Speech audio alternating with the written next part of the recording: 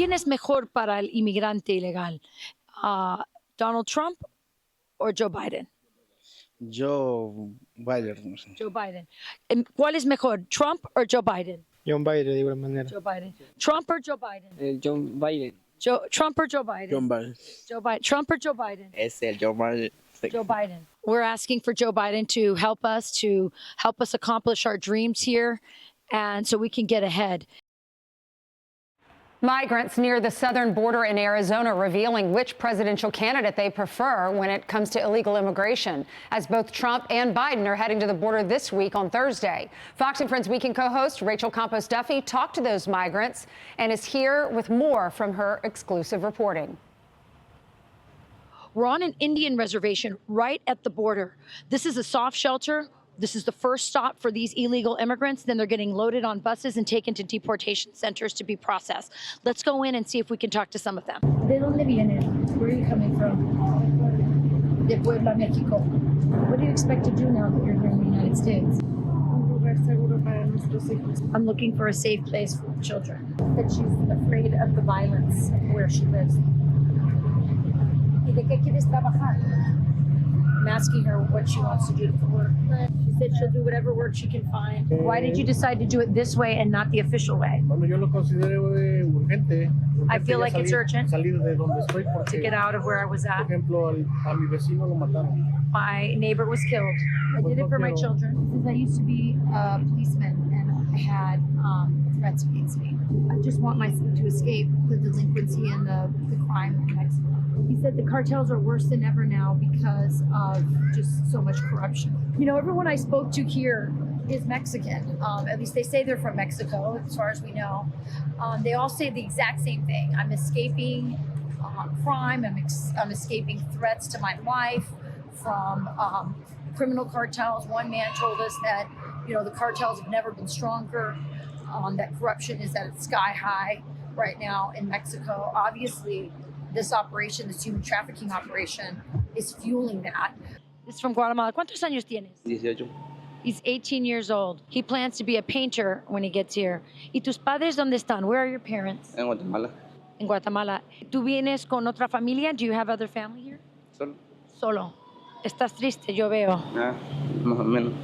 I asked him if he's sad, and he said yeah. He says, I came from Guatemala. It took me about a month to get here. So his wife is pregnant, and his daughter tiene 5 años? No, 4. His daughter's 4 years old. They're going to Florida. Who's waiting for you in Florida? Un tío de mi esposa. His wife's uncle. He's going to Davie, Florida, and this is how he knows. He's got the phone number, and this is how he knows where he's going. He was kidnapped in Mexico, but his wife is traumatized from what happened. They kidnapped him for about a week. They stole all of our money. He said that when he was kidnapped, it was immigration, U.S. immigration, that found him, and they were able to escape that way. He was walking for about a month. He's come from Ecuador. Ecuador. ¿Cuánto pagaste para poder venir? How much did you pay to be able to come here? Gastado creo que como $3,000 arriba. About $3,000. She claims that she didn't have to pay anyone to come over, that she just came on her own. I have no idea if that's true. No, es por todos. Por todos. He says he paid about $5,000 for it. He said, I sold the car to have enough money to cross over. ¿Cuántos días para llegar? Casi el mes. Took me about a month to get here. Seguro en El Salvador que aquí. No, yo digo que está más seguro aquí. I asked him why he didn't just go to El Salvador, which seems to be pretty safe. It's the safest place in the Western Hemisphere. And he said, well, he heard it was safe here too.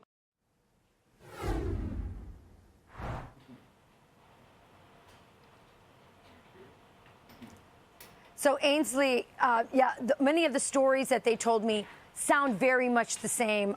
They're clearly being coached by the cartels, but they're also being coached by government, U.S. government-paid NGOs. And what I gathered from this trip, what really struck me the most is that these massive waves of immigrants that are coming through, it is impossible to process them without the help of these NGOs. And these NGOs have the added benefit of being able to operate in secret, in a way without the same kind of oversight that, say, a government agency would have. And so, you know, look, everyone's making money. The NGOs are making money. The hotels that they eventually end up in are at full capacity, charging 2 to 3 times the rate to the U.S. taxpayers. And then, of course, the Democrat Party, the U.S. government gets what they want, which is a new wave of immigrants, perhaps future voters. It's hard to see why they would want this. Yeah, when you see all the shelters set up and the buses, and they say, here's our chance, this is our chance to escape wherever we were originally from. And then you hear them say they support Joe Biden. I mean, it's obvious that they see this as this is the time. They have, what, 9 more months until Donald Trump could be back in office, and this is the chance. And then also these other countries, why aren't they cleaning up their acts? They're having to sell cars and pay money. These cartels are in charge. There's so much corruption. It should be up to these other countries to clean up their own governments. Thank you so much, Rachel. You've done an amazing job. We've got a welcome sign, so exactly. That's why they're taking this opportunity. Exactly. All right, thank you so much. You're the perfect person to go down there since you speak Spanish. You can understand it. Thank you so much, Rachel.